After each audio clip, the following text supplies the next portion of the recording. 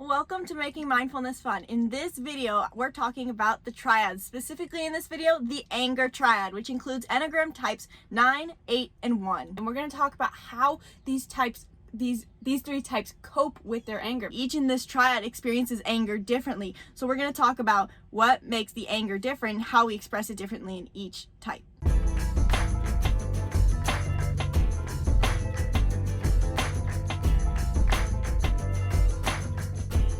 Welcome to Making Mindfulness Fun. I'm Isabelle. I'm Gabi. And here at Making Mindfulness Fun, we help you on your journey to higher consciousness so you can experience more joy, love, and emotional liberation. So today we're going to be talking about the Enneagram ANGER triad. So the ANGER triad includes the type 8, the type 9, and the type 1. And we're going to talk about how these three types cope with their anger, because there's three different ways that these three types actually handle the anger the core anger that they feel. Now, why are the triads important? Now, if you're into the Enneagram, if you already know your Enneagram type, you've probably heard people mention the triads before, and you don't really know why they're very important. You're probably more focused on just knowing your Enneagram type, getting to your core desire, and knowing your wing, maybe even looking into the tri-type, maybe looking to your growth number. But the triad is so important if you know your Enneagram, because the Enneagram is broken into three segments of groups of three. So there's the 8, 9, 1, and then there's two other groups, and they're broken by the core emotion that we struggle with. There's a shame triad and a fear triad as well, which we talk about in other videos. Be sure to watch those. But in this video, it's the anger triad. The anger triad, that is the core emotion that these three types come back to. The 1, the 9, and the 8. We core struggle. Now, I'm a type 9 and I have a type 8 mom, so I know this one very well, is that we at the core struggle with feelings of anger. Now, this can be surprising, especially because of being a type 9 and a type 1, especially the type 9. We don't seem very angry people, but when we blow up, type 9s, you know, we blow up. But each type experiences their anger differently. Each in this triad experiences anger differently. So we're going to talk about what makes the anger different, how we express it differently in each type. So the three ways that these three types handle their anger is one expresses, one represses, and one falls asleep to. Now you can probably guess which of these types does which. The first one is most obvious. The type 8 expresses it. Now each type in the three different triads, you've got the shame triad, the fear triad, and the anger triad. And there's always one type in that triad that expresses it outwardly, or is at least outward oriented about this core negative feeling they feel. So type 8s, because they are the anger triad, they express their anger outward, and in part this is healthy. This is a way for them to heal themselves and overcome their programming and their wound, their core wound of their Enneagram, because it allows them to express their anger outward and resolve that anger. Now, the Enneagram 9, on the other hand, is the one who falls asleep to their anger. Now, again, like every Enneagram type is essentially a coping mechanism for the programming that we received in our childhood based off of the unique soul that we were born as. And so the Enneagram 9 has a wound that it chose to resolve by falling asleep to. And Isabelle can elaborate more on this in a moment.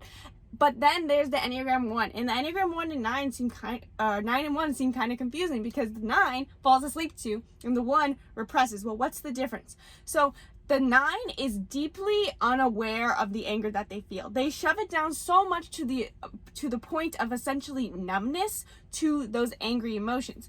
They might start to allow themselves to feel that anger, and as soon as they start to feel it, they try to shove it back down, or they feel it and it causes a lot of internal anxiety, but they never allow themselves to fully acknowledge the anger and express it. Now, sometimes if you have an 8-wing, those bursts of anger can't come out because that 8-wing allows them to cope with that anger that they're stepping down. Now, we've got the Enneagram 1, and the Enneagram 1 represses their anger.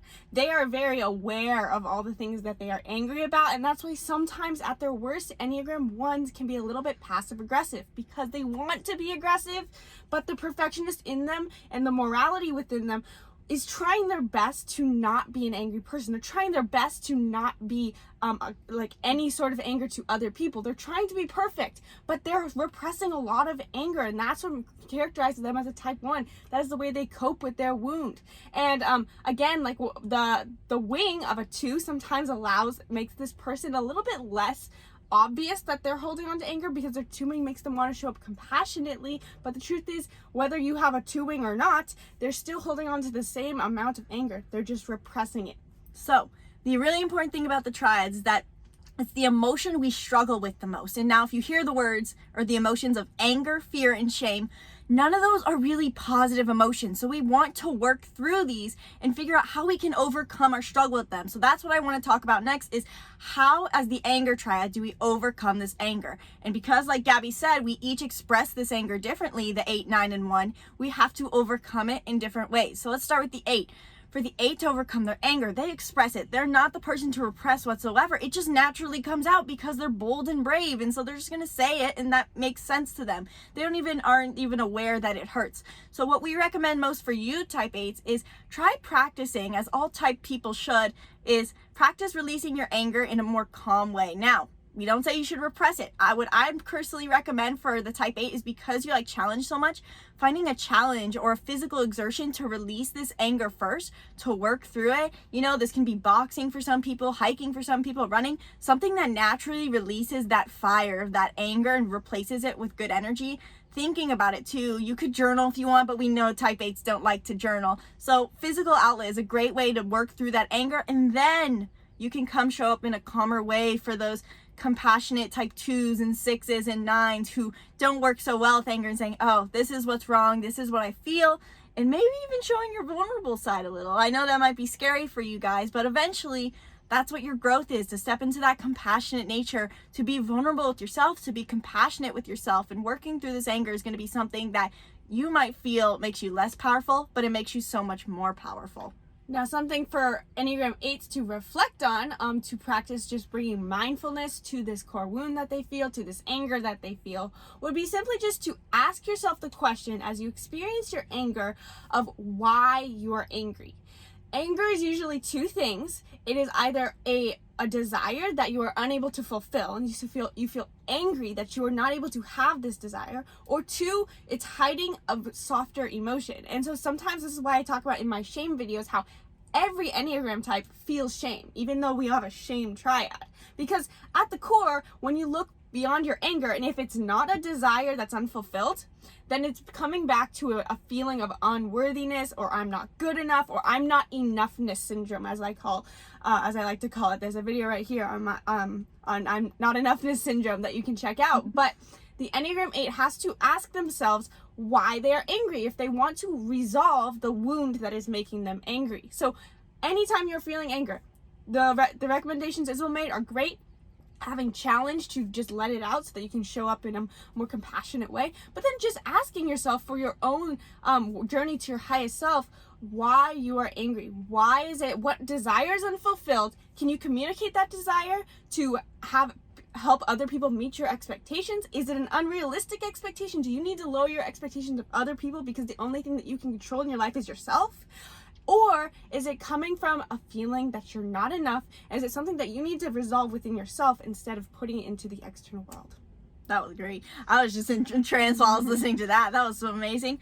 But next, the type 9. How does the type 9 now deal with anger? Since they are the people who fall asleep to their anger, they need to find more ways to uncover it. It's like you're trying to carefully open a door to see what's inside. So for the type 9, I recommend not so much intensity, but alone time and getting into your creative flow, I think, is going to be the most important thing. As a type 9 myself, I know I felt a lot of anger before, and I think the thing that helps me the most is getting into a calm, alpha state creative flow, whether that's painting or going for a walk, just thinking about creative ideas, something where I'm in my environment and allowing myself to have space, not around people, is going to be really important for me to uncover this anger. And it's going to be really important for other type 9s like me too. We need space to start noticing, okay, what's making me feel frustrated? Because I'm repressing it so low, I need to let it come out, just like whatever form that is. Maybe journaling will help them too. I know for type 9s this is more important because we have trouble with our throat chakra, with our expression. We need to write things down.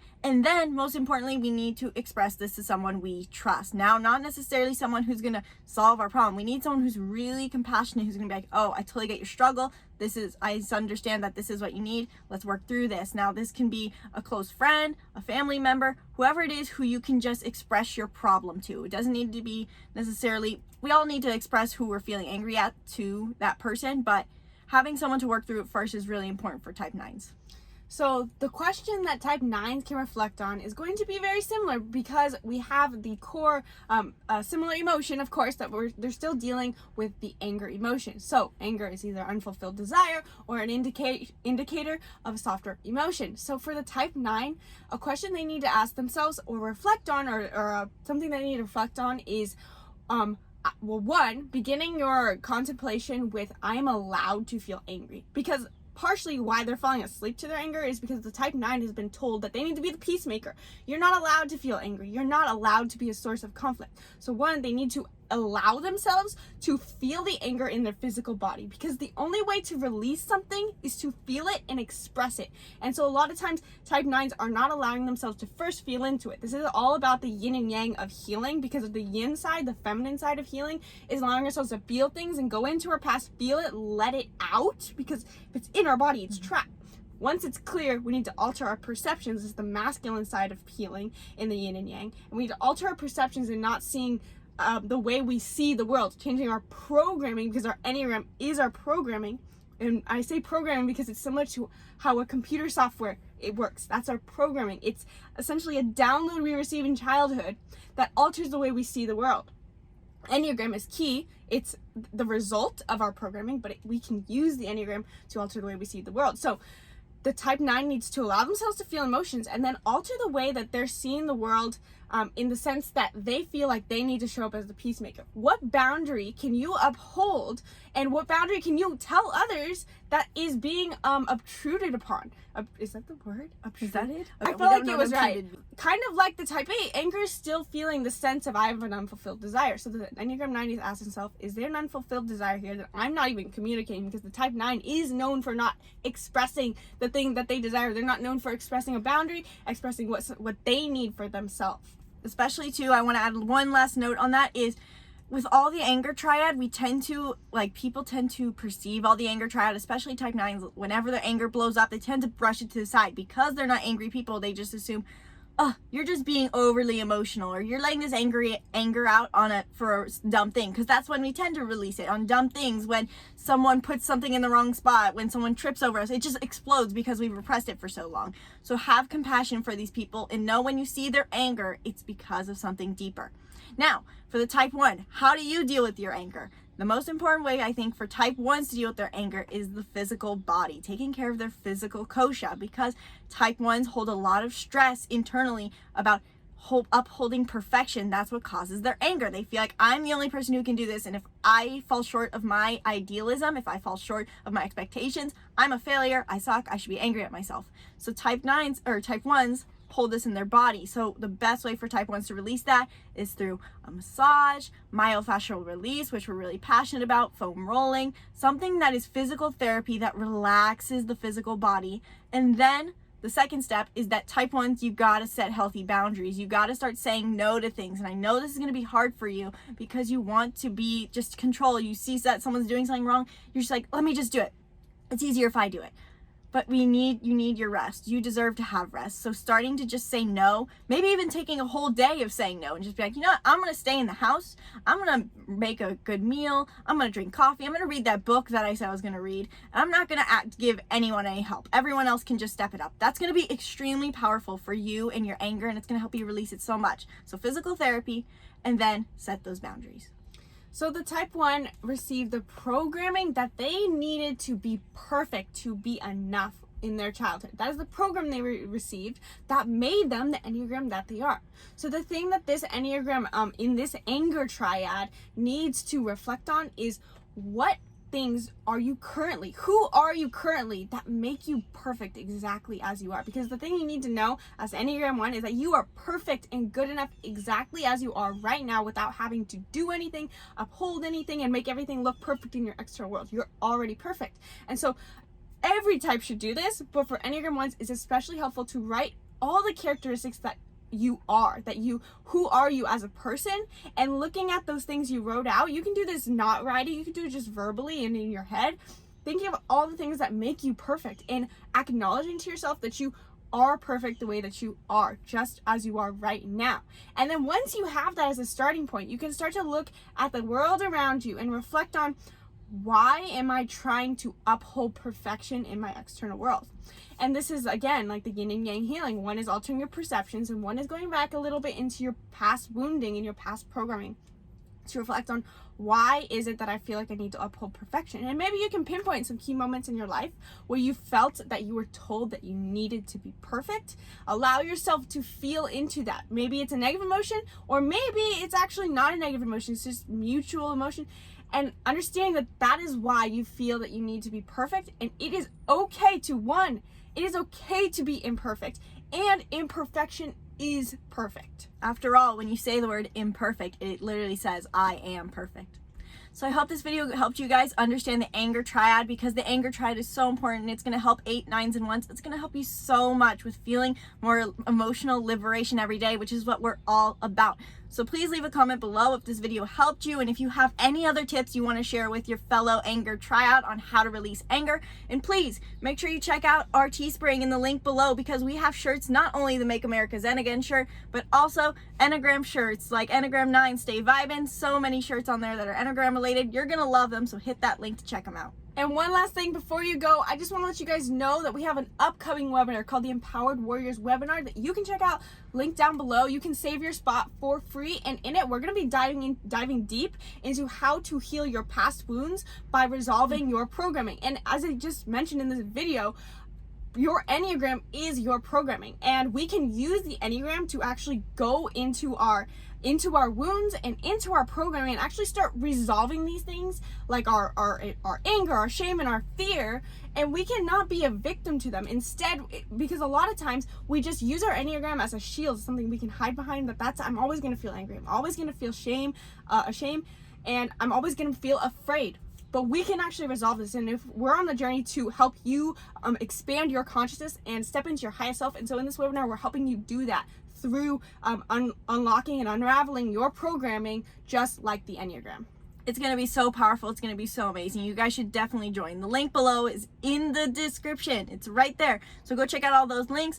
Please leave that comment and subscribe to our YouTube channel, and join us for our Fear Triad video. And thank you for watching. Namaste.